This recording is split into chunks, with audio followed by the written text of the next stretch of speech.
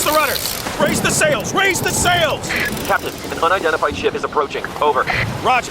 Wait, is that an Enterprise sales solution? Reach sales professionals, not professional sailors. With LinkedIn ads, you can target the right people by industry, job title, and more. Start converting your B2B audience today. Spend $250 on your first campaign and get a free $250 credit for the next one. Get started today at linkedin.com/campaign. Terms and conditions apply.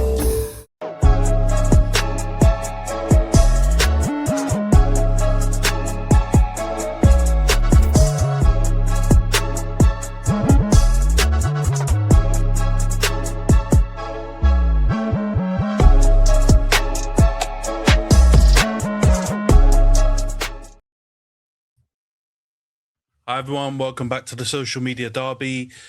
We've got a great episode this week. We're going to cover Arsenal-Chelsea, which ended 2-1 to Arsenal. We're going to go through United's game against Palace, Liverpool's big win against West Ham, and then also look ahead to midweek Premier League fixtures as well as the FA Cup on the weekend as well. But before we get into the episode, for those watching on YouTube, please subscribe to the channel, like the video, leave a comment, share it with your mates if you can. And for those listening on Spotify, Apple, or any of the other podcasting platforms, please follow, give us a 5-star review. And before we get into it, I feel like this episode, we definitely need the disclaimer. So the views expressed in this podcast are just for entertainment purposes, do not reflect the opinions of any of us beyond football, obviously. But how you man doing? We've got 2 Arsenal man in the house, Chelsea man, Liverpool, United. We've got the full 4 teams in representation. How are you lot doing? Hi guys. Come on, man. All of us are 3-point collectors. I understand why Rhys is a little bit glum, but the rest of us, we got reason to be happy. You know, even you, Khem. Not too happy. 5-2. You're not happy? Yeah, I think I'm a bit of a bystander in this episode. I'm just looking forward to Arsenal and Chelsea having their recap on the game, man.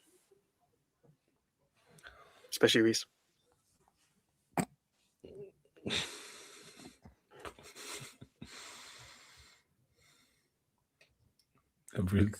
We lost that. Dear.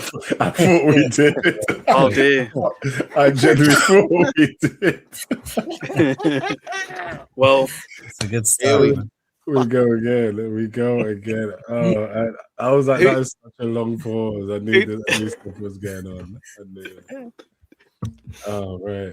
Good. What we started with then. Social media derby, mate. It's just what we do. I just wanted to say to Rhys, those were basic rhymes, man. It was nothing special, but it is the truth. Flipping plays is your aim, man. Yeah, but they weren't yours, bro. Bro, I really. appreciate it, but I literally was just walking in home, just stride in my step, just thinking of some crap to say. Plagiarism. Nah, Yeah, man. that was definitely. If we put that in Turnitin in, you'd be in trouble, bro. Nah. What a throwback. Right.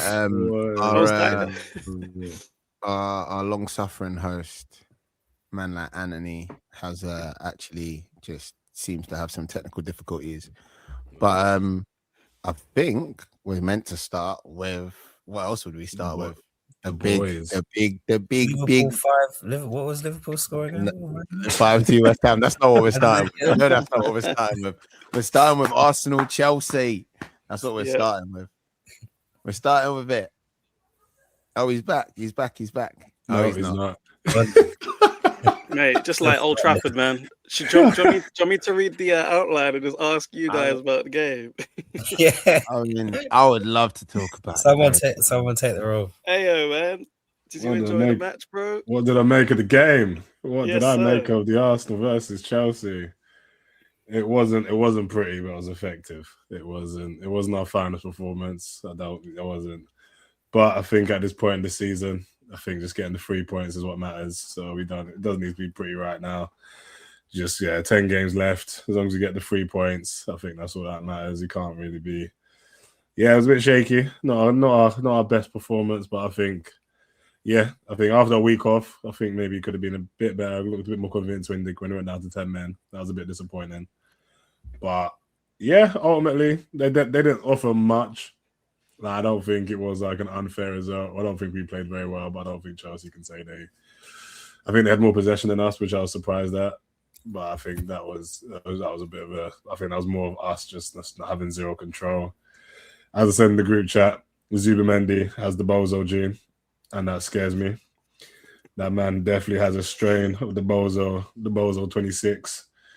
But the only problem is Sanchez has a bigger strain of it. So we're only thankful that we had to witness Robert Sanchez be even worse than Zubamendi. But Zubi does scare me in big games now because this might be the 5th time I've seen him do something stupid, and it's bit us in the back like 3 times out of 5. So yeah, we're definitely playing with fire in that regards. But no, overall it was a effective performance, set piece. Ole, ole, ole. I don't really care about the negativity or the criticism anymore because when we played pretty, we didn't win anymore. So right now, at this point in the season, it's just about getting it over the line. And I can't be mad. I can't be mad. The boys are winning. We keep the gap. And hopefully we do again. We do the same thing again against Brighton. Be a bit more convincing, maybe. Fingers crossed. I did see that match. I was obviously hate watching it. I'm not gonna lie. But it was an unsuccessful hate watch. Of course it was. But Zubamendi has had a few scary moments in big matches. That is true. It's not even a narrative anymore. No, he's a bozo. He's got the bozo gene. He has it, man. Little bits here and there, where he has a few stinkers, but in terms of actual stinkers, obviously Neto didn't help the team. I think Rhys won the battle of the midfielders as well. Ray was there. What did you think, man? What was it like up in the stands? How was the atmosphere?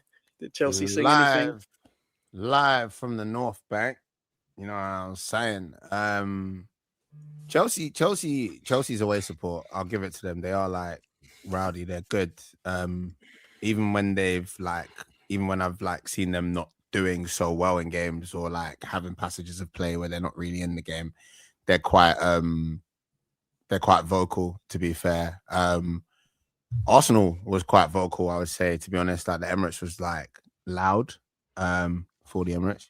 There was a lot going on. There was loud sighs at certain points, but there was also a lot of cheering, a lot of singing. But like I said, I think the main thing is collecting the 3 points. I think the Bozo 26 virus was floating around the pitch that day. A lot of man slipping over, a lot of man making crazy decisions, even people that you don't like credit with it. Like I know we're talking about like Zubamendi and like how many times it seems to have happened in like quote unquote bigger games this season.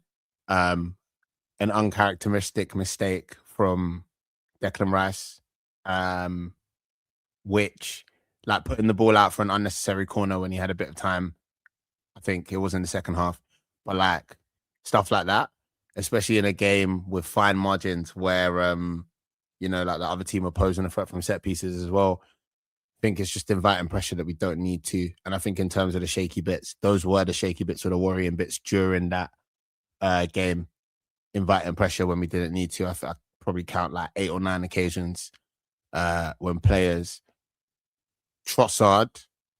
Leo Trossard, man always looks like he hasn't slept.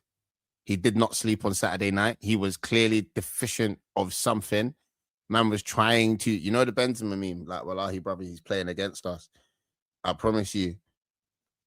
I don't know how Trossard made it back onto the pitch after halftime. And this isn't like me ragging on the player because he had a bad performance, but I think at this stage in the campaign, like where we're going for it, I think like Mikel needs to be like decisive in those moments. You know what I mean? Like Trossard did not have a good first half. I don't think there was one person in the stadium that you could have asked at halftime or anyone who watched that game that would have been like, yeah, Trossard had a good first half. And I just think like leaving him on for another like 10 minutes or whatever after the second half started 15 minutes to like basically lose the ball a couple more times, stuff like that. That's what could cost us against higher class or more together opposition. Do you know what I mean? And that's not a slight on Chelsea, but I think they're obviously figuring it out at the moment. And we might just be a step ahead of it. But they did dominate the ball. They did create some good chances. They did defend the majority of our set pieces quite well, I would say. And as much as I enjoy like ragging on Chelsea, and as much as I enjoy the fact that they haven't been able to beat us in God knows how long, yeah, felt Since close. 2021, it's been a while, bro. They've not beaten you. Yeah, certainly at your ground. I stopped counting, man. Yeah, it felt like we might see them celebrate another draw. You know what I mean? Like earlier on in the season, we had the 1-1 spectacular finish for them. You know what I'm saying? And I was worried that they might celebrate another one. Not from the one that actually got disallowed though, because my man was so offside. And Gary Neville needs to feature in the next Specsaver advert. Thank you for coming to my TED Talk. Yeah, I agree, man. And apologies, I'm having a nightmare with the technical stuff, by the way. The last 3 weeks, it's every piece of my. It's first it's the mic, then it's the camera, and I don't know what happened with my headphones just now, but yeah, apologies for that. And the picture frame as well that time. Yeah. That's probably still going on now. But have we talked about the Royal Rumbles that was happening at every corner yet? Because no, just Zubimendi and a bit of Declan. Not the Trossard just now. Yeah, Trossard was diabolical in this game. I agree with that. Trossard. But and I mean, when I say the Royal Rumbles, I'm not only talking about the Arsenal corners. I mean, Chelsea's corners were Royal Rumbles as well.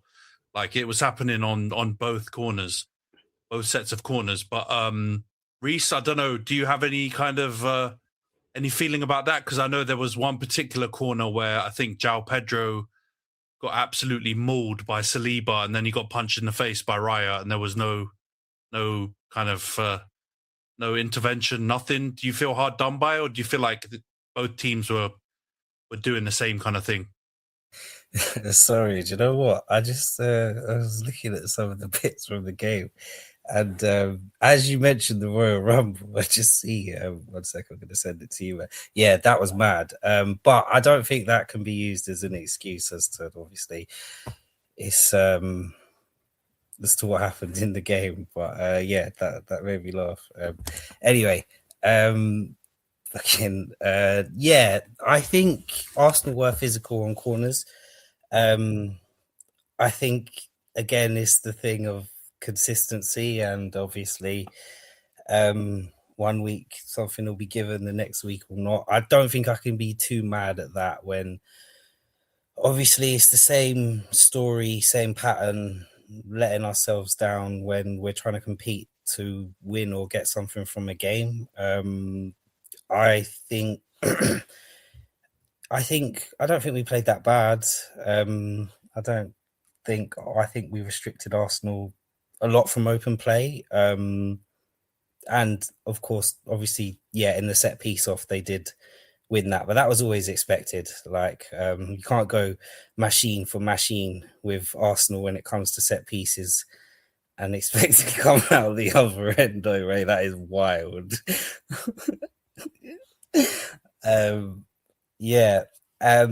But I think, it's just the same story though, man. Silly mistake with the second goal Arsenal scored. I think Sanchez got flappy.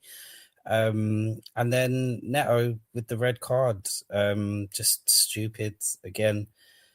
Silly challenges, dissent. Like, it's just shows the indictment of the squad building that we obviously have put together with 2 billion spent. So I think we it's the thing with Chelsea is we have moments where we can come into a game and compete, but then we just don't fulfill it to the end. And then a bozo moment happens. I can't believe we let Ray sit here last week and predict a red card, and we only just to give him the satisfaction of us getting a red card. What kind of bullshit is that? Like, so if I start, I don't think I'm going to stop.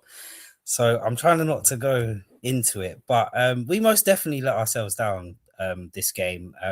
I think there were, don't get me wrong, first half, I think Arsenal were more in the game than us, but we did well to contain them.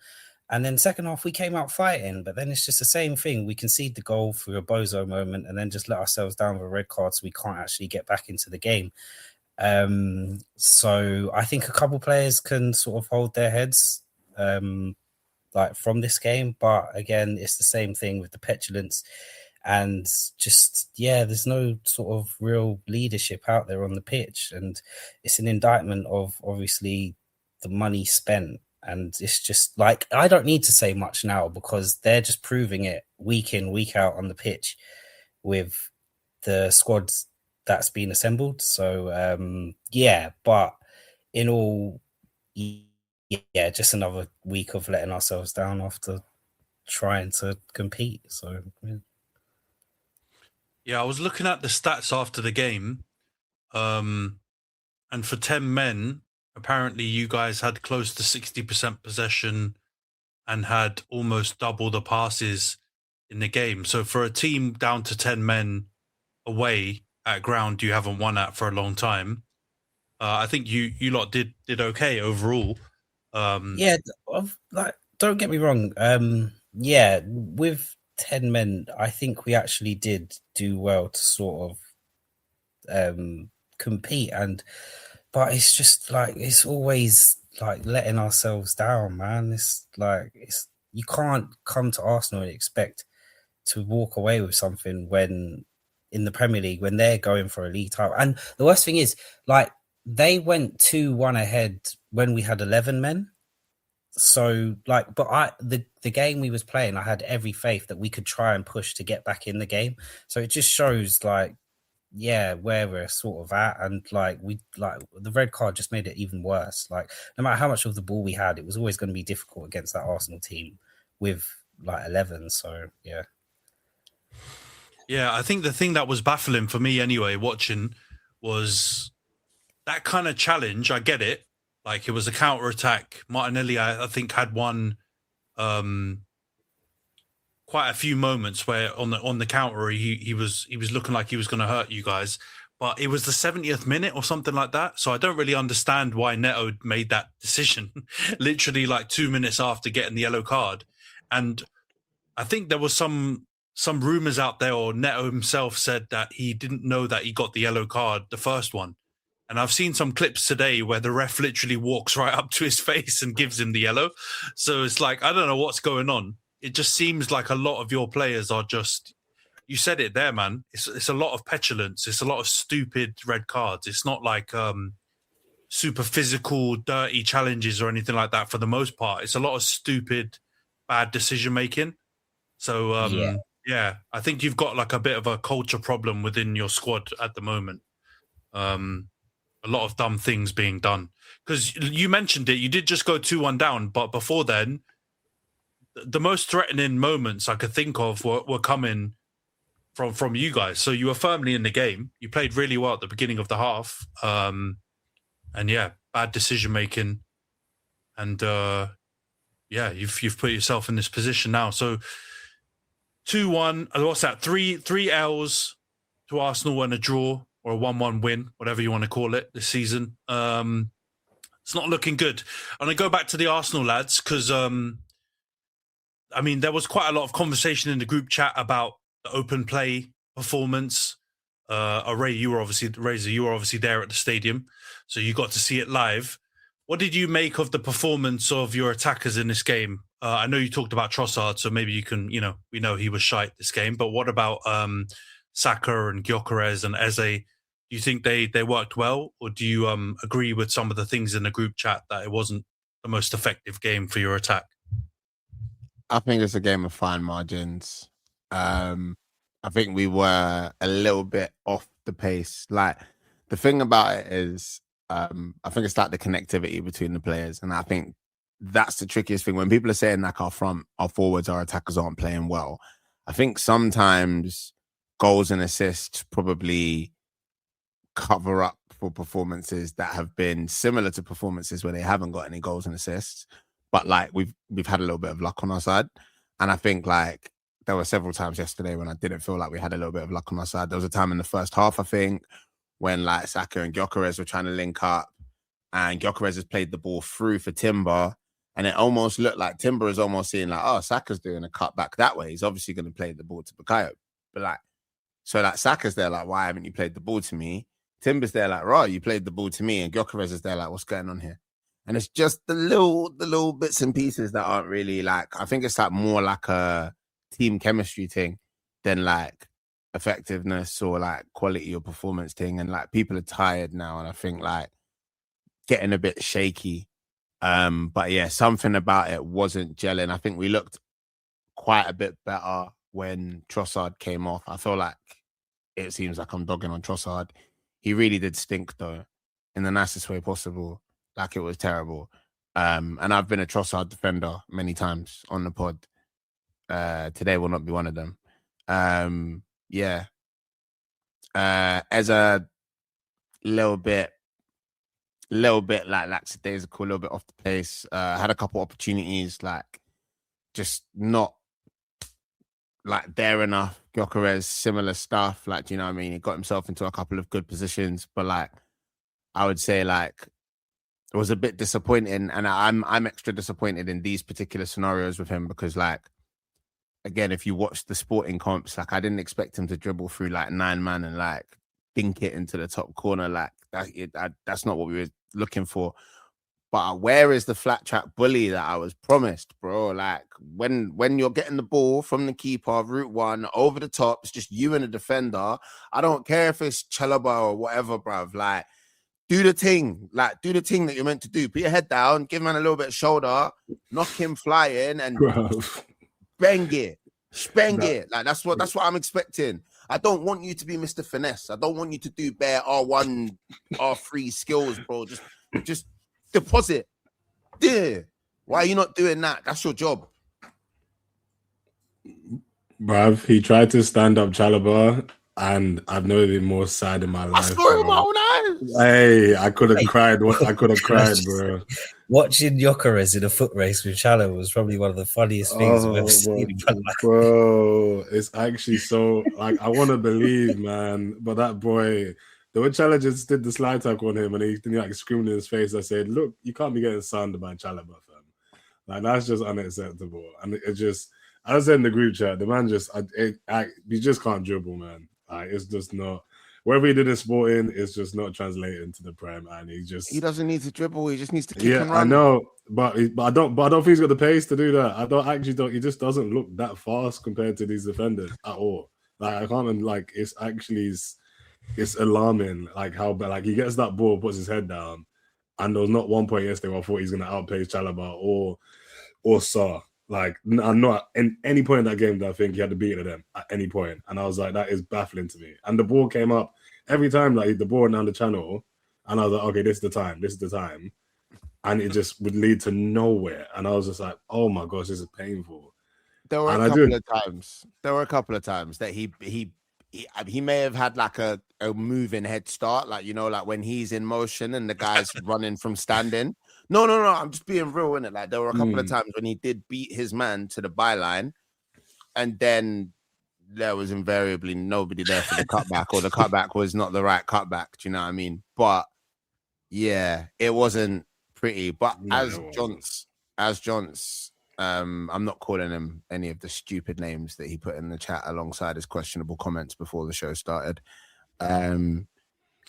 As he said in the group chat, yeah, like, we've had the techie link up play striker in Gabriel Jesus, and I don't think he was the answer. We've got the flat track bully, the physical guy. Jonty said he seems to prefer it. The real answer is return us to the donkey man. Give me back Kai Havertz. Yes, you know what I'm going to say? Like, the only time, which is mad. Give me back Kai Havertz. You know what's actually so mad, and I can't believe I'm going to say these words, is the only time I actually see the link-up work with, like, Eze Saka is, like, when Havertz is in there. Like, when Eze had his shot in the second half, it came from a triangle between him, Saka, and Havertz. And it was the first time I saw us actually string a few passes together going forward. And I was like, maybe Havertz might be the key, which is, again, is words I never thought I would say ever in my life. But Havertz even makes Gyok look better.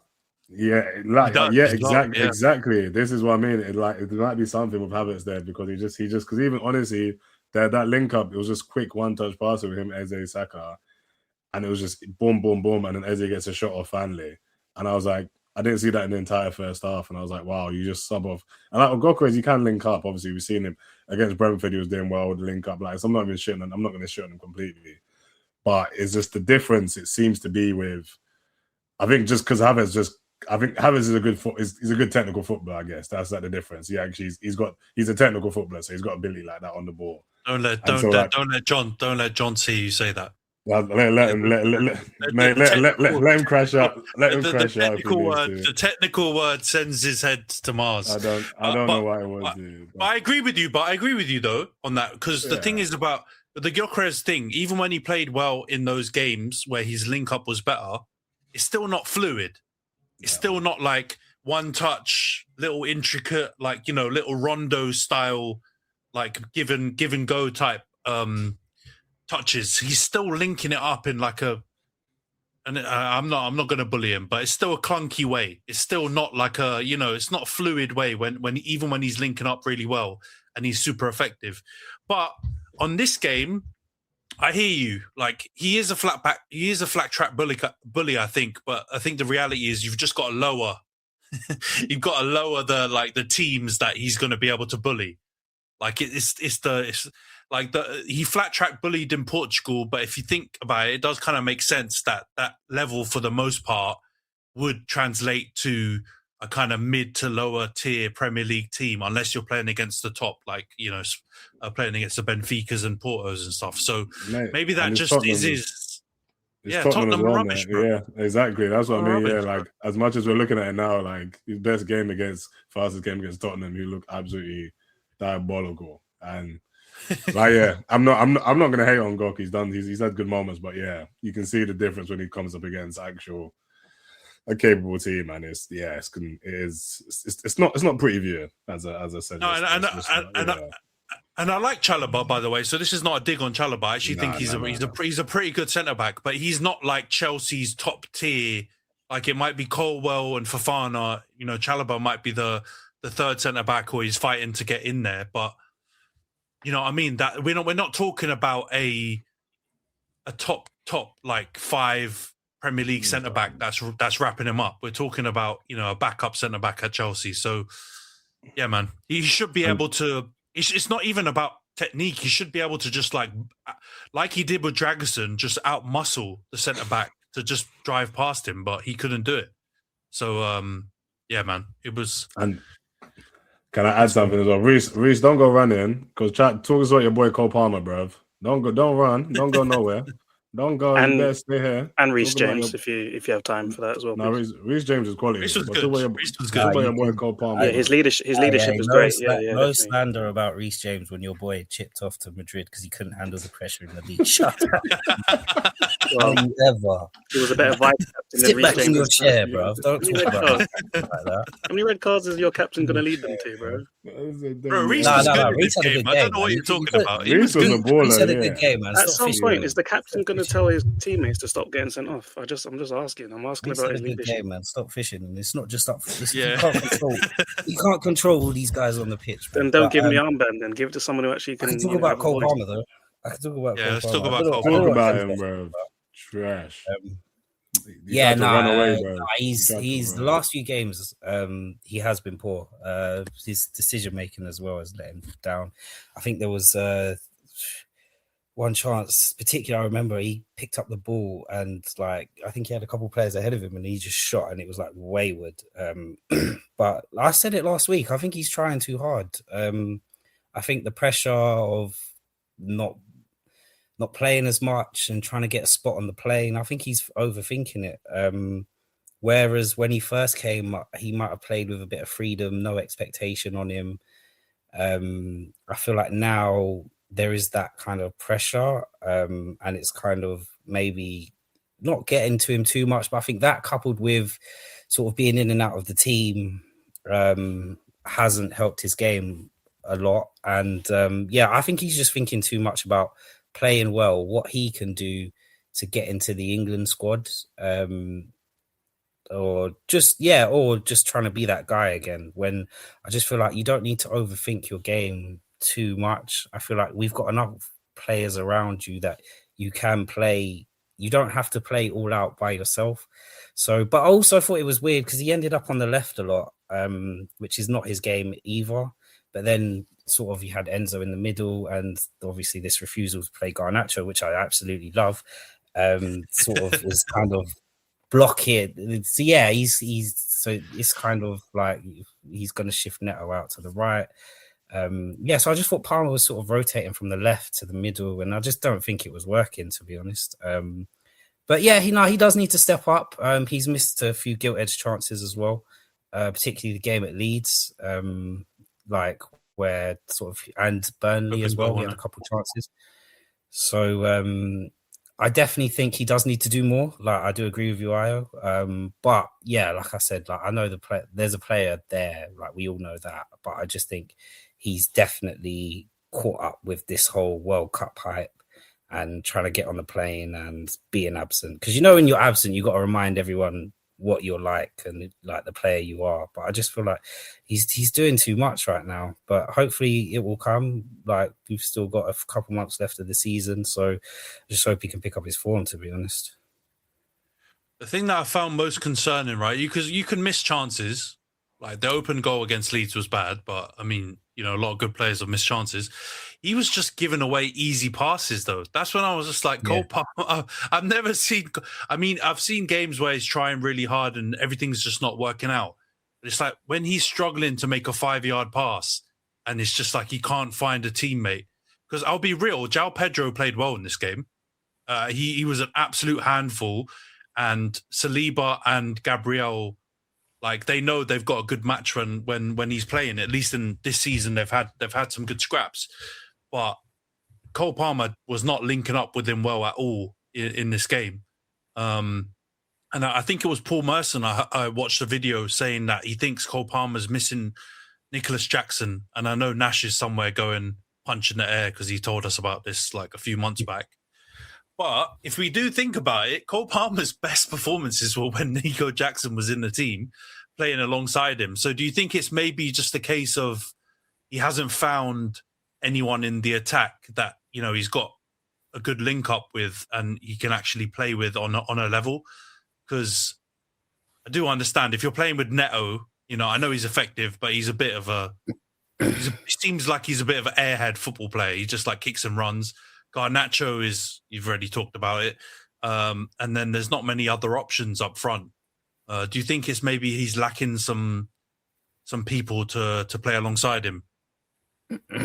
I think it's a bit of that. I do think he's because there was that little spell with him and João Pedro where you could see the link up play, and there is like, I guess there's that off the pitch chemistry and stuff. So I do think they will find that sort of togetherness, because I don't think João Pedro will be deployed as a 10 much, especially this season with the firepower we have up front. So I just think he does miss that type of player, but his fitness, man, you could just see he's off the pace. He's lost a yard. I don't know, like the passes were wayward. Something is just not there. Like, I don't know if he's been Space Jams. No, he hasn't. But like, something's just not clicking right now with like how this is working with him. I think the partnership with Jackson, like I've said it before, like I thought it was very underrated when they first got together. But and I also sort of think maybe Jackson should have hung around for a bit of competition up front. But yeah, I definitely think he can find that with Pedro, but it might take some time, but we might not have that time. I definitely think it's a fitness thing more than anything. But I guess we'll see. Yeah, there is all that stuff about him being injured. Khem, I'll come to you quickly before we move on to United and Liverpool games. Obviously, the Arsenal side, we know how you feel about that. Hate watching pretty much every game. But on the Chelsea side, obviously, Chelsea, United, Liverpool all going for Champions League. Do you feel like you're in a much better position now after seeing Chelsea's recent performances? I know you've still got to play them at Anfield as well to come, but do you feel a bit more confident that you'll get one of the spots now? Yeah, it's still the same thing, dragging down Aston Villa. Like, I'll wind up Rhys a little bit today.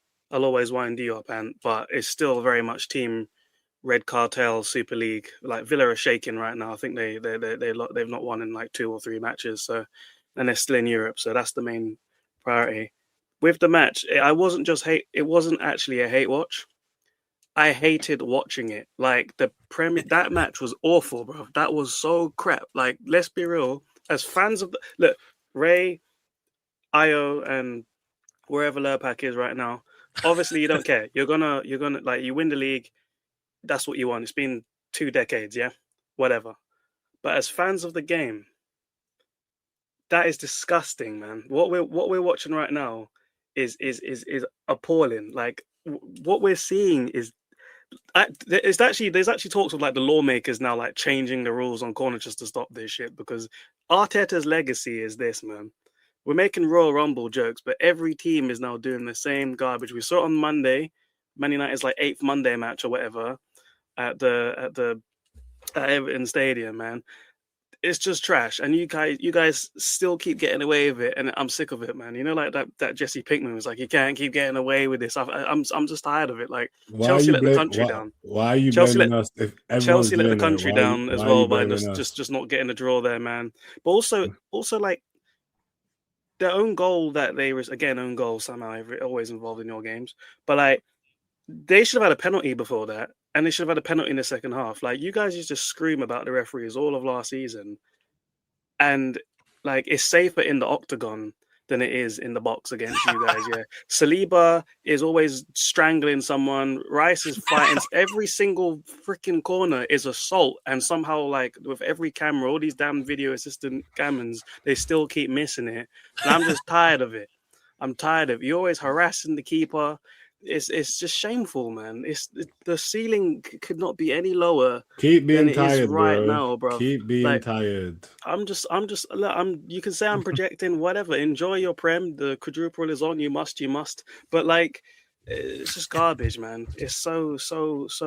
And then Neto must have had the worst week ever. Like, Gary Neville started off the week by saying this guy was like Hazard. Immediately got shut down by Martinez, and then he gets sent off like a jackass. Like, maybe if he trusted his right back. Listening to these legends. He's an idiot. He's not my legend. That's his legend over there. But He's moving mad. Yeah, I don't know. Maybe Neto wouldn't have lashed out if he trusted his right back to be in position against Martinelli. Who knows? But it was just disappointing. About? Rhys James is good in this game, bro. I don't know what kind of why was he not there to help Neto against Martinelli? So bro, he can't control a man's brain. Yeah, he can't control another man's brain to tell them not to do that. You question Rhys James's leadership about the red cards. He practically begged Pedro Neto to shut up when he got on the clip for the first one. He was telling him. Obviously, I don't know what the broadcast cameras were showing at that point in time, but obviously that was after we scored, didn't it? So Bobby Sanchez, good old Bobbert, he was talking about how he felt like he was impeded on the ball coming in. So he's spoken to the ref. The ref said, okay, we're going to check. He said, you, man, around me, back up. We're going to check. Rhys, you're the captain. You can come and talk to me. Everyone else needs to back up. Pedro Neto, I don't know how good his English is, but his English should be good enough to know, like, his name's not Rhys James. I don't know what's going on there. He followed, man, with the ball, carried on yapping, and then got a yellow card. And he knows he got a yellow card because he got the yellow card like a meter away from him. Then they gave the goal, and then he panicked, and that's not on like anything to do with Rhys James's positioning, because as noted, it came from a corner, and he is their set piece taker. So it's kind of mad to expect him to be the last man back. Should be running back, but on a real, do you guys not feel a little bit concerned how you sort of just like sat back, or do you just feel like they weren't going to be a threat, or are you a bit concerned that you let them, like Raya had to make a good save at the end, actually? Are you concerned that we pay him good money to do that? Are you concerned that you sat back and barely had much of the possession even when they had 10 players on the pitch? Does that bother you that you guys went back into your shell? Kem's is here to start being. He's just on a fishing expedition because that's all he's doing. Antony came in with the stats. Antony came in with the passing stats. I'm just following that up. He We came can have in a with the convo about fastest all the first. different elements of it, bro. Because when you look at the corner thing, yeah, if you want to talk about the corners, every single team in the league has been grabbing and drabbing each other on corners for the past 4 or 5 seasons. I saw a clip of us conceding at Brentford, doing the rounds in like 2021, 2022. And our keeper and 2 of our centre backs are just being yanked around the box. And it's the same thing that everyone used to say. I seen a clip of the Chelsea game going around the other day, and it's like, what was the commentator's line? It's the same old story. Arsenal have played the football and Chelsea have got the goal. Where? Cry more, bruv. I don't care, man. Everyone said Arsenal have no needle. They need to get stronger. Now we've got dominant, strong players, and you, man, are getting folded like clean laundry. Pause. And it's now apparently our problem that is what the Premier League has become. People don't have this issue with flipping Newcastle, Dan Burn and Joe Linton doing up all kinds of Muay Thai in the box, bro. You've already equaled the record for most set piece goals in a And season. what? And you have And 10 what? left. As I've said on the pod Exactly. before, you know what we're gonna do? Learn how to defend it, rude it's boy. West Brom and Oldham Athletic. That's your. Wait. But Khem, I know your Nasty. agenda, yeah. I know your agenda, and I understand. I understand it to a certain extent because, like, I mean, it's not that nice to watch, like set piece games anyway, right? It's like if you watch any game of another sport where it gets overly tactical. It's but like I don't their think free throws in the NBA. That's what it is, man. But we have to clear the set piece name because set pieces can also be really well worked and good goals as well. They're not all wrestling and But all theirs kinds of aren't. other It's stuff, just right? harassment in the box. But that's by the by, right? I want to move on from the Arsenal thing. The only thing I will say, the one thing I do think you got away with, because I think the ref allowed both sides to do that, by the way. I think Chelsea were also grips you man up on their ones. The only one that I think you got really lucky on was Raya properly uppercuts João Pedro in that corner. And if you remember the Onana one from a few years ago against Wolves where he comes in and Superman punches him, the ref made the wrong call that day, and then afterwards they said they wouldn't allow that kind of thing afterwards. So I think that's the only one where you got a little bit fortunate. But I understand. He went with Should both be filing a fists. police report. He went with both fists. He connected with the ball before he connected with the man. Yeah, players still get sent off for that when they get the ball connected with the and ball. still kick someone up in the shins, bro. You can't He got the follow through ball. and punch He someone got the up in ball. the face like he's. Did you watch the game or did you see the? Did you watch the game? I or have you watched seen the game and I thought that was highlights? Francis I'm not talking Ngannou to punching a you. man's head in. I'm What not the hell talking was to that? you. I know what you're on, bro. I did watch the game. I think I'm talking about a different incident then, because the one I'm talking about was one where he comes to get involved with the play and he hits João Pedro in the head.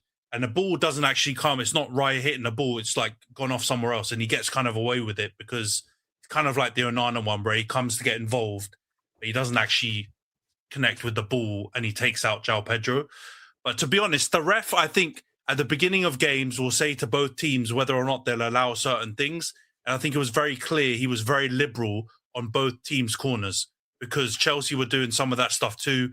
Arsenal were doing some of that stuff. In other games, other teams do it. That stuff. So it's just one of them things where, yeah, people have got their narratives, and it overall it wasn't the greatest game, regardless of set pieces. Like Arsenal weren't great on the ball in open play.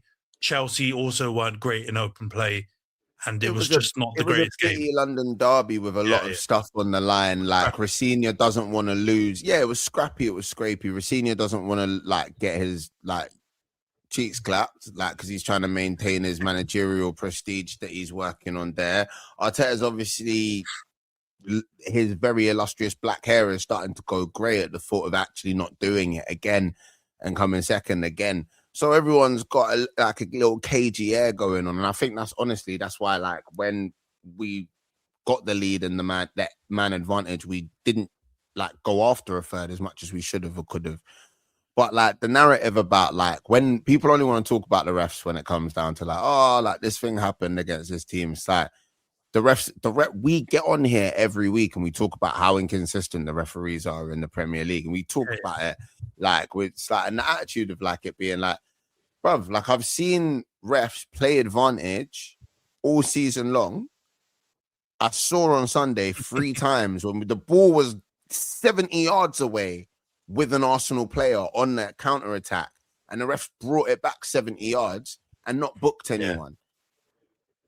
Yeah, the ref At the was end of the poor, in my day, opinion, anyway. Yeah. 4 or 5 seasons ago, Arsenal were losing games and we were blaming the ref, and people were like, do you know what would help?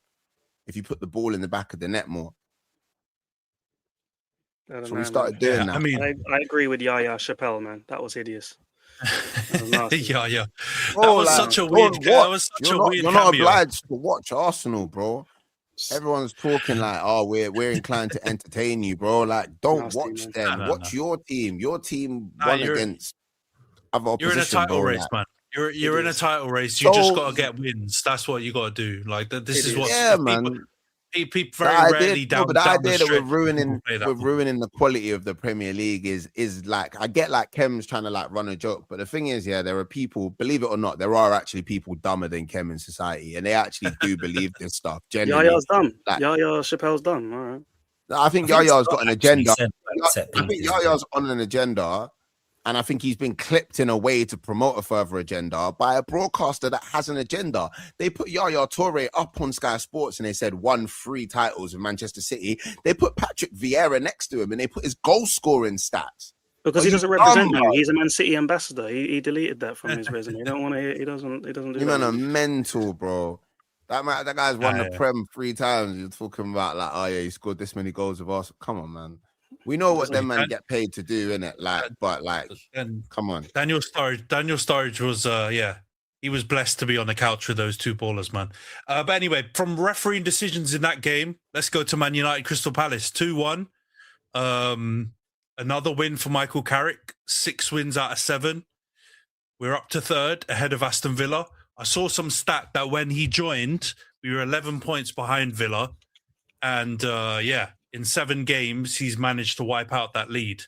Now we're ahead of them on goal difference, up into 3rd. Not the greatest start. Lenny Oro had a bit of a stinker. Lacroix scores a great header. You know what? I was saying this to Johns. 2 times we've conceded goals. I think the other one was against Wolves, where the guy headers it from near on the edge of the area, and it somehow manages to travel all the way into the bottom corner without anyone getting in the way of it. No one's on the back post. Happens again in this game. Really poor first 30 minutes. We only started to properly get back in the game in the last 15 minutes or so of the first half. And then, the big moment in the second half, Bruno Fernandes with the ball through, Cunha gets pulled back. Contact starts outside the box, continues a bit inside the box.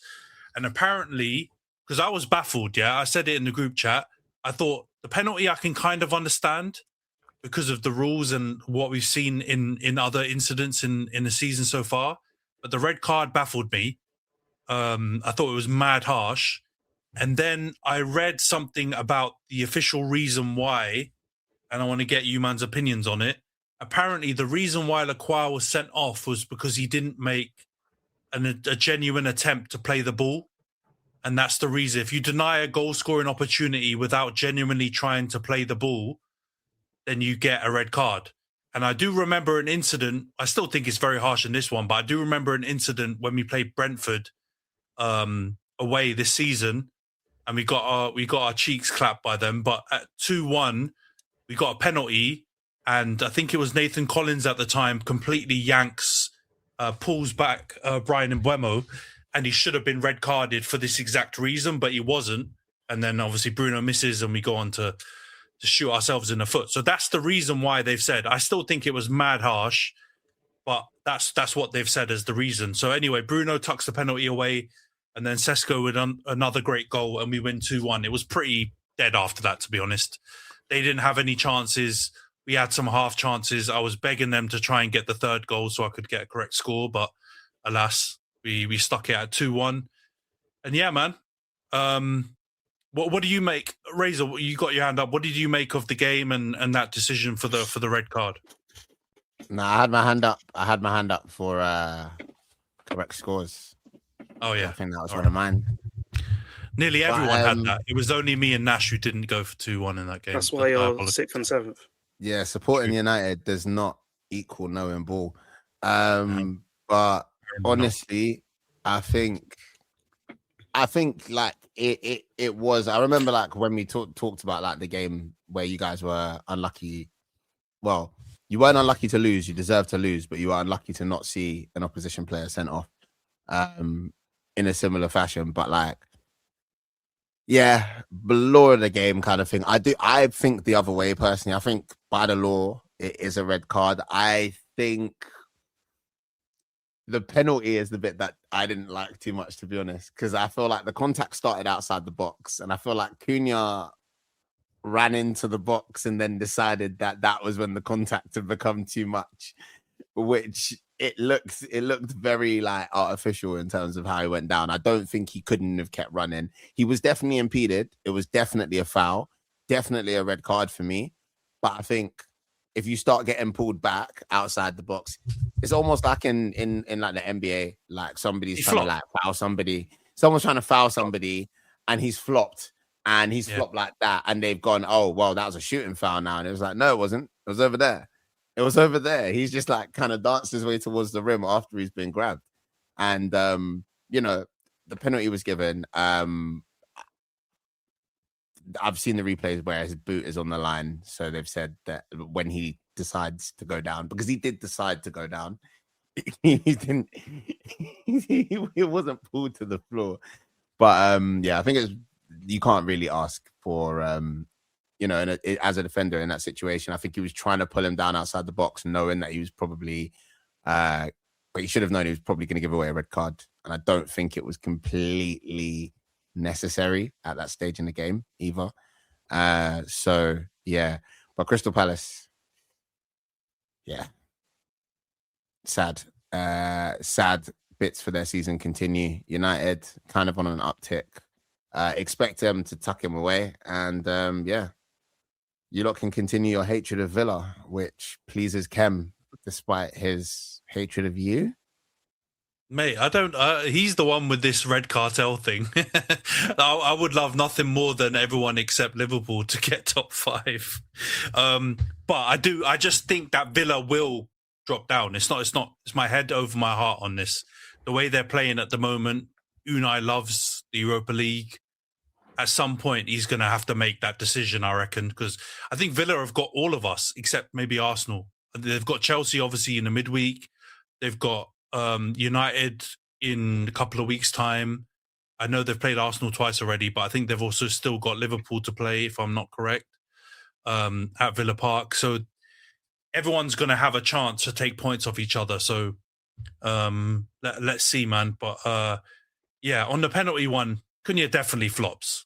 He's done it multiple times in the season already, but he hasn't won penalties or much. He's actually the most hilarious player when we've got a lead. And I want you guys to, if you haven't noticed this already, but if Cunha gets the ball and we're 2-1 up or 1-0 up with only 10, 15 minutes to go, the flopping goes into overdrive. And he'll win so many little fouls where he's just exaggerating contact. He's just trying to calm the pressure down.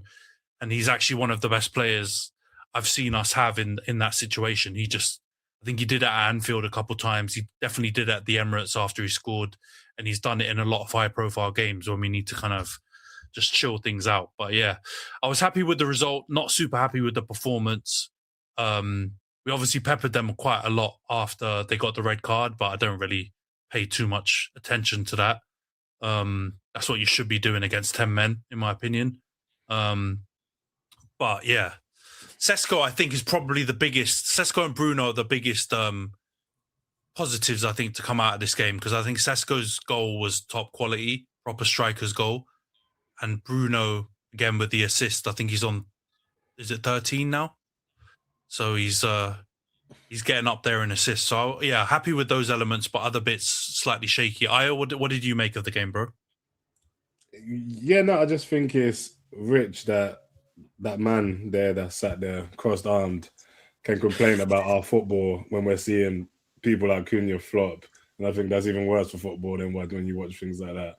I think watching people dive like that is absolutely disgusting. And it is a dive. You can't even, the contact, the contact is so minimal. It's pathetic that things like that get called. And it's just, I think that's more shameful than pitting players wrestling in the box and they're both giving it as good as they give. And then, so it's funny that man there who I don't like even saying his name, can complain about saying how boring football is, or that we've ruined football. When you see like a sight like that, made me. It was a joke. That the red card was a joke. It shouldn't have been given. I think like rewarding stuff like that is what's wrong with football. And the sooner that's gone out of football, the better. But obviously, that's been around for a long time, and if we keep rewarding it, but you guys deserve to win, obviously.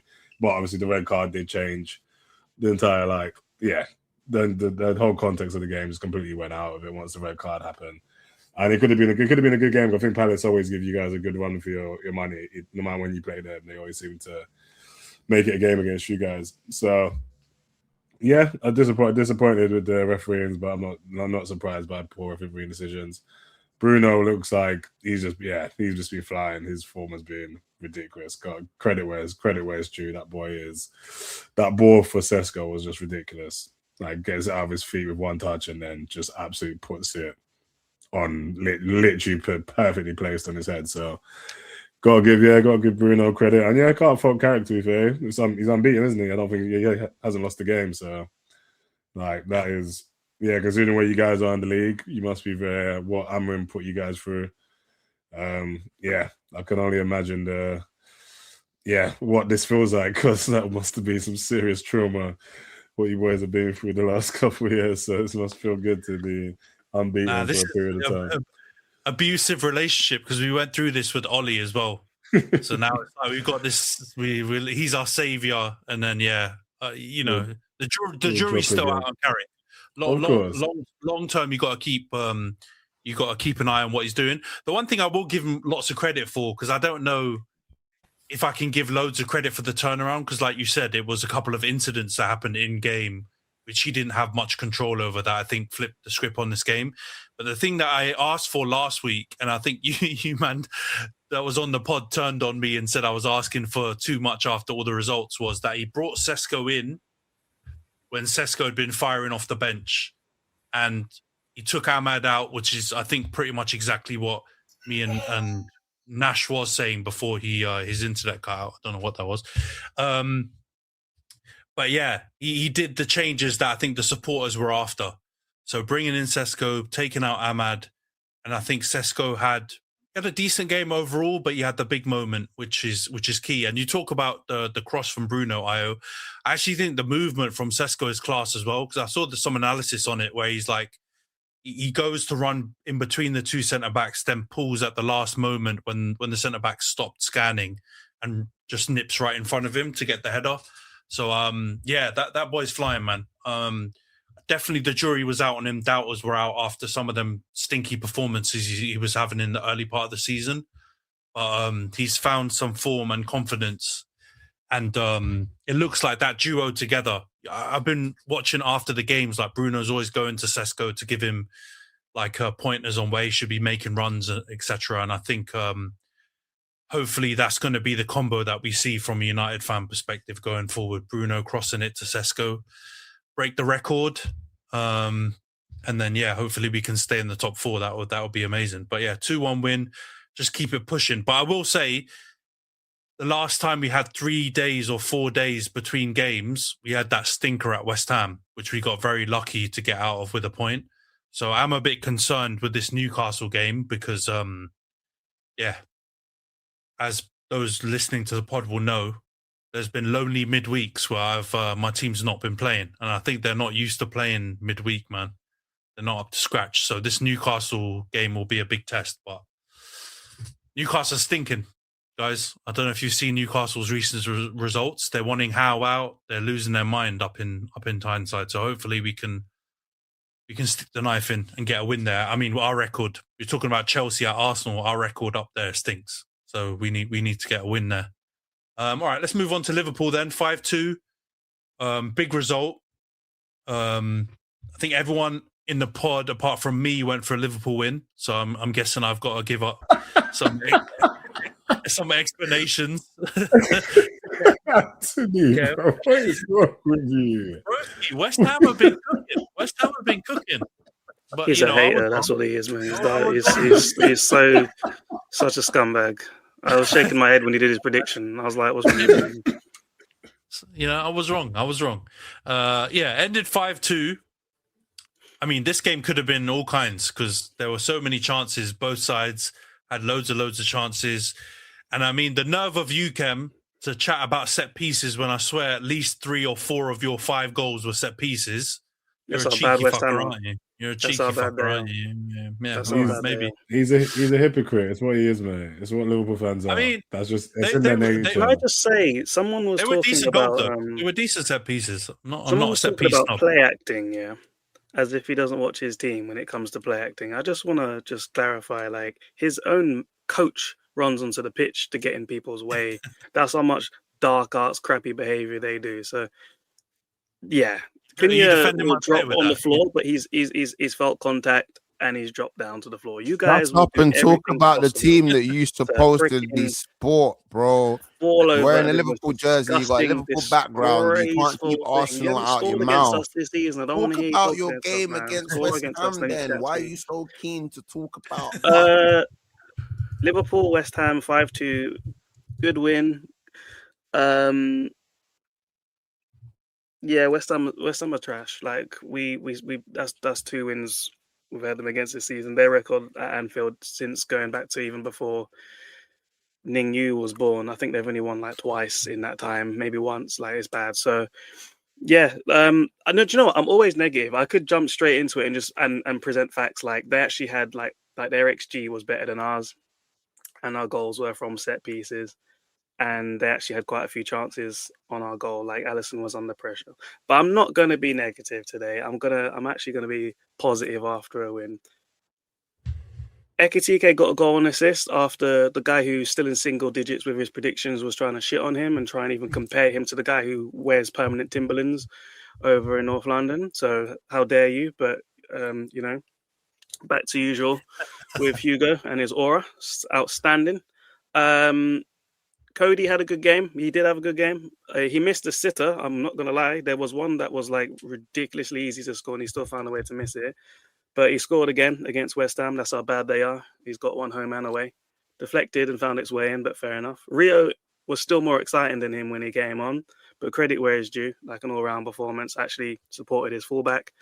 Solid game from McAllister. Solid game from the defenders. A bit unlucky with, like, it was a bit of a weird header attempt clearance by Konate that led to one of their goals for West Ham, but fair enough. Salah was probably quite disappointing, but it's been a disappointing year for him, so whatever with that. And Frimpong's back. We'll see how long he lasts. Apparently he's doing Pilates now, so while Wirtz is on the bodybuilder program, but he's got a bad back at the moment, he's still out for another week. Frimpong's out here doing Pilates, so I'm seeing us linked to that Diamande kid. I really don't want us to go back to the Bundesliga for players, man, because it's just not working out. Naby Keita made a glass. Wirtz, I don't know, he's on the bodybuilder Kai Green program, and now we've got Frimpong out here doing reformer Pilates. So yeah, on to the next game. It's Wolves back-to-back league and then FA Cup. So I'm sure that they can get that done. If we do win, it will be our 5th game in a row. So 5th win in a row, actually. Sorry. So we've already done that early this season, and we could repeat it while some people are still trying to get their hair cut. So we can show it can be done, even though we're trash. Yeah, I don't think we're quite there in terms of this like new version of our way of playing that he wants to bring in and completely changing it from the old style. But yeah, fair play. I'm not gonna shit on Slot's like coaching for this match. We've had a clear turnaround in set pieces since they fired whoever the set piece coach supposedly was, if he was doing any work. So we're actually in the positives now rather than it was like minus. So I'll give him some credit for that. Whoever's taken over that role, I think it's a collective approach apparently. So the job's still on LinkedIn if anyone's looking. So set pieces are good. Set pieces are good when you take a normal corner and someone heads it in, not when you try and harass the goalkeeper. Just asking. I'm just asking. It's a simple yes or no question. There was no need. I actually don't like. There should be like honest to God, there should be a police report for your matches because it's actually ugly what I'm seeing. Like other teams are doing it now, where it's just a bunch of people just trying to harass the damn goalkeeper. We do normal corners. All right, we respect the game. Okay, the spirit of the game is still respected. All right. And also shout out Van Dijk. He's gone ahead of John Terry in terms of most goals, I believe, from a defender. So just more records. Yeah, not much to scream about, to be honest. We're still in 6th, 5th, might be above Chelsea. Maybe actually, I think we are. So yeah, unlucky, Rhys. But yeah, we still go strong, man. Red Cartel, we're gonna take over, man. And fuck Newcastle as well. So yeah, and Palace. I didn't get to mention the Palace games. You conveniently left me out of that one as well. That wasn't a penalty. That was not a penalty. You keep doing that every time there's a chance for me to slander you guys. Palace got robbed in that game. At best, it should have been a draw. That was harsh because what I wanted to get at with that one was the same thing happened with Salah and Mark Gahey, and nothing was done. But then for you guys, you get the rubber green once again from the referees. So I don't know. Maybe you brought the fear factor back towards the referees like you used to have with the Fergie days. I don't know, because that was a dodgy decision. That ref in our game was, by the way, the one in that Villa Newcastle FA Cup game, you know, where they had so many diabolical decisions, where they should have given a pen, the guy should have got sent off. I think his name's Chris Kavanagh. So shout him out. He's not had a good couple of weeks. And I did agree with you actually on the Gahey and Salah one. So yeah, I don't know what you're spouting off about that, but yeah. Tough tits, man. We got the win 2-1. You got the win 5-2. That's good, man. And yeah, Van Dijk, I don't know what you just said because John Terry's got 41 Premier League goals. So I think Van Dijk does not have more than him. And remember, I think John Terry's like number 6 on Chelsea's top scoring list. I don't think Van Dijk's got that many goals, bro. I think the stat you're looking for is that Van Dijk, no defender's got more goals since he moved to Liverpool in 2018. He's got 24. And then the next highest one is Gabriel with 20. But Gabriel only joined 2 years after him. So he's had 2 years on him. So I think Gabriel will get that probably this season, to be honest, the way he's going. Yeah. Very likely. But fair enough. Yeah. And what stinks about that is you actually sent me that stat. So I don't know how you got it wrong on the pod yourself. But yeah, anyway, we move. All right, let's go on to the previews then. So yeah, we've got midweek games tomorrow and Wednesday. And I think there might be a Thursday game as well. There's games all over the shop. But before we get into the previews, let's do a prediction league update. So we've got a new leader of the prediction league, the man who's not here, and I'm not talking about Nash. So Johns is top with 100 points and 16 correct scores. Rhys is now second with 99 points and 17 correct scores. Khem is now in third with 96 points and 16 correct scores. Razor's fourth with 92 points and 11 correct scores. Io's fifth with 91 points and 12 correct scores. I am sixth with 88 points and 9 correct scores. And then, yeah, I can't mention the last place person, but he's got 70. Yeah, he's got 70 points and 10 correct scores. So actually, we had so many correct scores in this. I think Johns had 3 correct scores this week. A bunch of us had 2. I think the only person who didn't have any actually was Nash this week, or he may have had 1. But all of us, we ate this week. We had a lot of correct scores. So yeah, Johns, I think, had some messages for us, which I'll show up a bit later. But yeah, let's go into the Wolves-Liverpool game. And you're playing them twice in a week, isn't it, Khem? You got them in the FA Cup on the weekend as well. So going back to back. Friday, not even the weekend. They're making us play Tuesday and Friday. Tuesday and Friday. Okay, yeah. Good on the Prem. John's going first since he's top. He's gone 3-1 Liverpool. Rhys, what's your prediction for this game? Wolves-Liverpool. I went 2-1 Liverpool. 2-1. Khem, what's your prediction in this one? Genuinely, I forgot. 2-1 Liverpool. Found it. All right, 2-1. Razor, what's your prediction in this game? We did it doing it again. 2-1 Liverpool.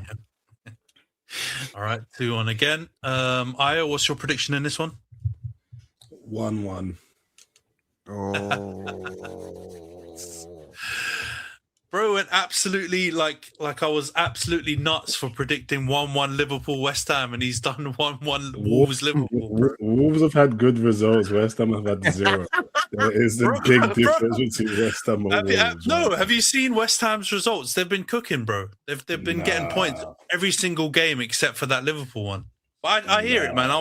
I was tempted too, but because of I learnt the hard way with this West Ham Liverpool game, I decided against going for a one win draw. in 2 draws is cooking. Yeah, for West Ham, that's good. Come on, man. Come on, man. Sir, Just be serious. cooking. I've gone 3-1 Liverpool because I've learnt my lesson from last week. But I'm praying that Wolves do something for us. Preferably in the Premier League, but I wouldn't mind if they did it in the FA Cup. That'd be nice as well. Nash has gone 1-0 Liverpool. We'll go to Villa Chelsea. This might be the biggest game of the midweek, guys. Champions League chasing teams. Johnson's gone 1-1. Rhys, what's your prediction for this one? Villa against your team. 2-1 Chelsea, out of hope. All right. We got the Rhys sigh and not the pause this week. Khem, all right, what's your prediction in this one? Aston Villa Chelsea? I've gone 1-1. All right, 1-1. Razor, what's your prediction in this one? I've gone 2-1 out of the opposite of Rhys's hope, out of realism. 2-1 to Villa, by the way. 2-1 Villa. All right, Io, what's your prediction in this one? Annoyingly, I'm following suit with Ray with 2-1 to Villa as well. Can I help? He's your closest challenger now, bro. I'm coming for you. Your time's coming. I'll be back. Don't worry about me. I'm coming. Yeah. You need to learn your lesson, broski. You need to learn your lesson. Make no promises on a prediction league, please, bro. Bro. It's fine. 10 games to go, bro. The comeback is going to be glorious at the end of it. We'll all right, I've gone 1-1, and then Nash has gone 2-1 Chelsea. On to Brighton Arsenal. John T's gone 2-1 Arsenal. Rhys, what's your prediction in this one? 1-0 Arsenal. All right, 1-0. Khem, what's your prediction? 2-0 to Arsenal. All right, 2-0 Arsenal. Razor, what's your prediction in this one? 2-1 Arsenal. All right, 2-1. Io, what's your prediction in this one? Yeah, 2-1 Arsenal. Well, I've also just deep dig. Sorry, I've not been in the pod for like a couple of weeks. This is the latest I've been speaking, and I've just realized how long it takes to get round when you're in this position. This is so sad. I don't know how you've done this, Ant, for so long. Bro, every pod you've been on, you've said this exact same comment. Nah, bro, it's getting worse, bro. This is actually crazy. Bro, I was thinking, when did I get here? Imagine when you hit the bottom. Imagine when you hit the bottom. I mean, it's going to be crazy. You're going to be waiting forever. It's actually bad, bro. Yeah, it's crazy. 2-1. All right, I've also gone 2-1. That's fucking annoying. All right, 2-1. And then Nash has gone 2-0 Arsenal. All right, Man City Forest. John T's gone 2-0 Man City. Rhys, what's your prediction in this one? 3-0 Man City. All right, 3-0. Khem, what's your prediction in this game? 2-0 City. 2-0 City. Razor, what's your prediction in this one? Khem is wrong about lots of things, but hope that this is not one of them. 2-0 City. All right, 2-0. Io, what's your prediction in this one? I've gone 3-0 City. All right, 3-0 City. And you just copying Rhys again. You know what? There was a time where we were both following suit. We were both at the top of the table. You know, maybe that would have been a problem a few weeks ago. A few weeks ago, exactly. Rhys doesn't give a shit now. Rhys is so clear he doesn't give a shit. It's actually I just can't believe he dropped off that much. I thought that we was in a proper title race. Because he didn't have any takedowns, bro. That's why. Mate, that's what I'm saying. He missed game weeks, mate. And then he also missed predictions, and he just lucked out because it was like stupid 1 game weeks Terrible where like the result didn't happen. Yeah. Now imagine I made the predictions and where absolute judge. You just judged. You know what Io has been? He has been Chelsea. People put him in the title race. He might, some of his foolhardy like gestures would have put him in the title race, but he's ending up at the end of the season. Yeah, he's around where he Yeah. Oh wow. Slipping out of That the is table. crazy. Chelsea were never top of the table for like months. Please You're respect Sunderland, me. bro. You weren't Please top of the table for months. You Yes, were top I of the table for a was. while. You had your moment, man. It's Get all right, out of man. there. About 3 It's weeks, all man. right, man. I mean, it is a bit Jose Mourinho with Chelsea at the top at Christmas or something like that, and then falling off a little bit. So yeah, I've gone 2-1 City, and then Nash has gone 3-0 City. All right, Newcastle, Man United. Johns has gone 1-1. Rhys, what's your prediction in this one? 2-2.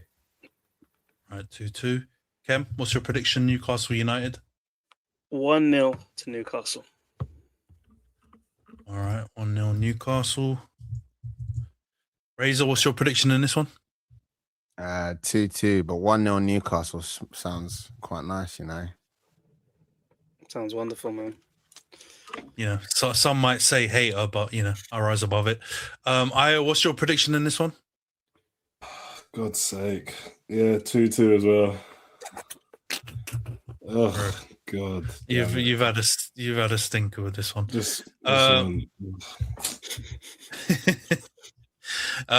gone 1-1, and then Nash has gone 1-0 United. All right, Spurs Palace. Again, I question this every week because they're in a relegation battle. And Johnson's gone 2-1 Palace. Rhys, what's your prediction for this one? I've actually gone 2-1 Spurs. Yeah, I feel like this is the day they pull themselves out of the mess that they're in, and yeah, but we'll see. Are they even a top sound like you have much hope. Are they even a top 6 side anymore? Should we even be predicting their games? Bro, I asked this in week 3. They should be. We should be predicting Villa or something. We should adopt a new team. At week 3, I was asking questions about whether they were in a title race, so it made sense. But right now they're in a relegation race. That's you and your terrible vision again. That's why you're sick. That's why you have single digits in your predictions.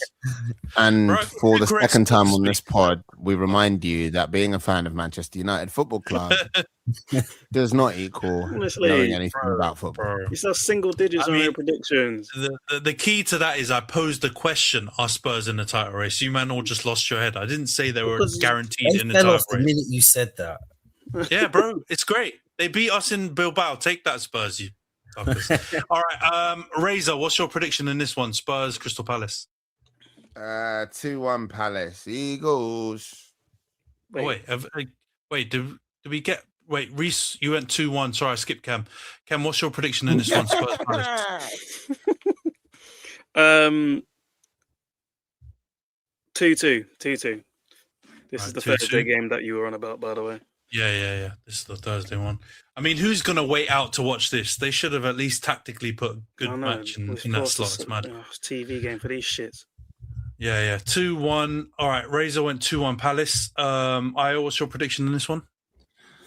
I've gone 1-1. All right, 1-1. I've Looks gone like he's falling asleep again. Yeah, it's happening again. How? What is wrong with you people? Again. It's happened again. Man's got lazy how you man are taking the piss out of me. That's crazy. Man, that's saying I'm sleeping. Man's got condition. No. Look at me. Yeah, Lazy eyes matter, bro. Come on, man. What are we doing? Bro, thank God we had the disclaimer, and I didn't think it was going to be you, broski. Fucking hell. 2-1. All right, I've gone 2-1 Palace. I was tempted to give them a chance to get a draw, but they're so shit, man. I can't see this happening. And Nash has gone 1-1, so he's given them a bit of a chance. Before we wrap up the pod, guys, let's talk about the FA Cup 5th round. These are absolutely stinky fixtures, man. At least we have them. Why are you hating from outside of the club? At least we have these stinky fixtures. Bro. You know, I understand where you're coming from, but if I was traveling, away to Mansfield Town or Wrexham, these stink, man. Still another game played, man. These are really bad ones. I mean, you're the worst. Yeah, Grimsby. If you know, you know. Fucking Grimsby, man.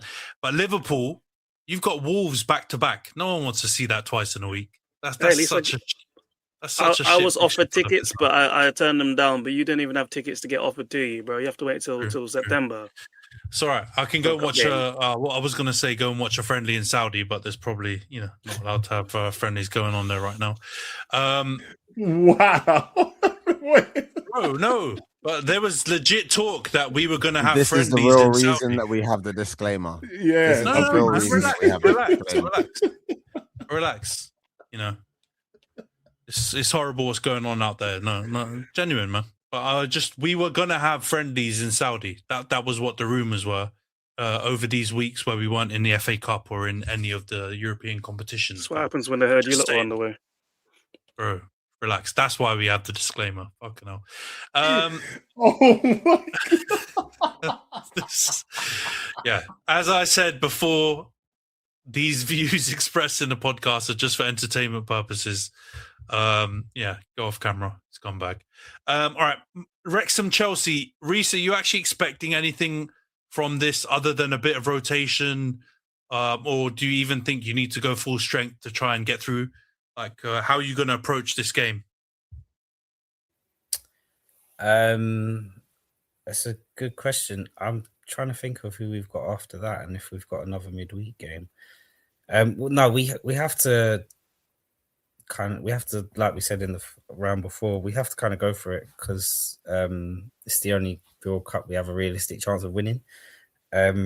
So I do think we should go full strength, but then because Wrexham are actually doing well in the Championship. They've had all them promotions as well, and obviously it's the whole Hollywood story behind it.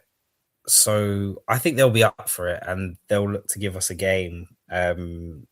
So yeah, we have to kind of go for it, and then PSG's next. So I think there will be some resting players. Can I just say, I don't know if you lot have heard of the French league cancelling PSG's game so they can play.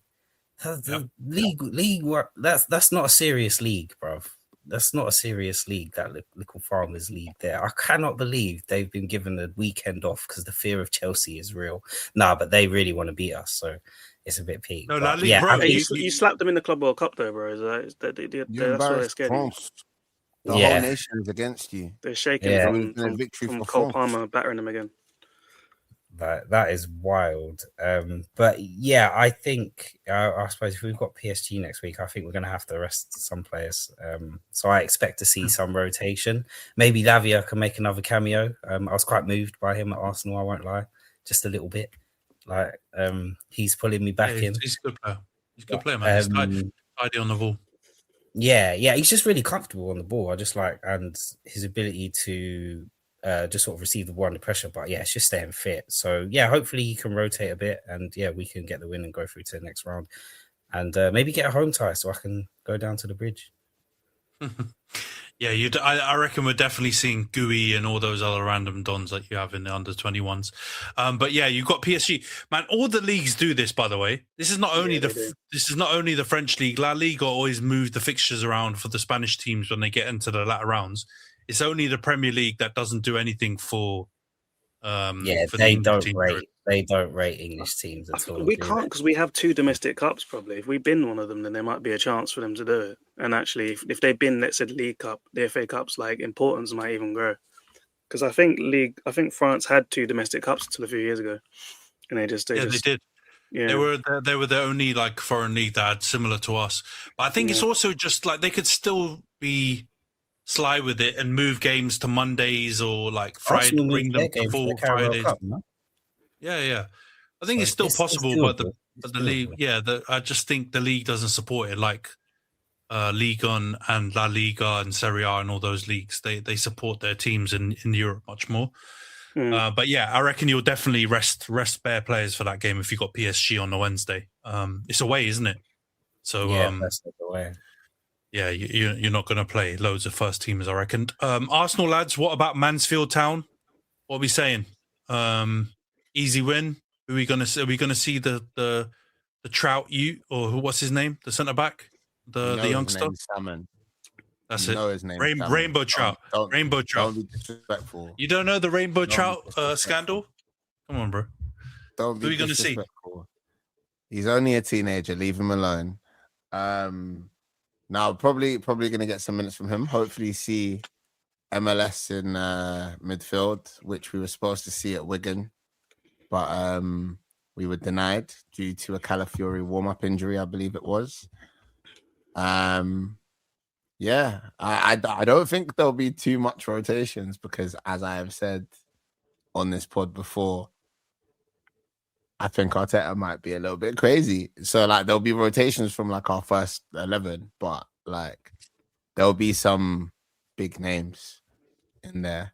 And to a level there should be, you know. You want to respect the opposition, and you also don't want to travel really far to lower league opposition and get embarrassingly dumped out of the cup at an early stage, because that would be rubbish, wouldn't it? For your traveling fans. Builds character, man. Builds character. You've got Leverkusen early on the Wednesday, so I would be shocked. I would be shocked if you played a lot of first teamers, man.